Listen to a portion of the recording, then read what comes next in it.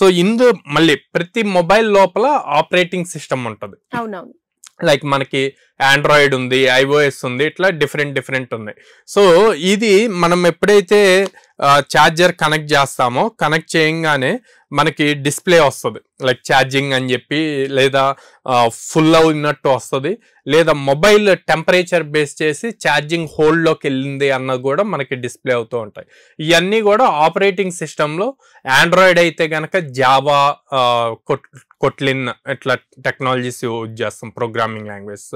అదే iOS అయితే Swift use చేస్తాం అన్నమాట. ఓకే, ఆండ్రాయిడ్కి iOSకి మల్టిపుల్ ప్రోగ్రామింగ్ లాంగ్వేజెస్లో అవి మెన్షన్ చేస్తారు, ఏం క్రియేట్ చేస్తారు, ప్రోగ్రామింగ్ లాంగ్వేజ్ని బేస్ చేసుకొని కనెక్ట్ అయిన పవర్తో ఛార్జింగ్ స్టార్ట్ అయిందా లేదా అన్నది డిస్ప్లే చూపించాలి. తర్వాత ఎంతవరకు బ్యాటరీ ఛార్జింగ్ అయిందన్నది చూపించాలి. ఏదైనా టెంపరేచర్ ఇష్యూస్ వల్ల మనం చాలాసార్లు చూస్తాం, your phone has high temperature, charging హోల్డ్లోకి వెళ్ళింది అని చెప్పి ఉంటుంది.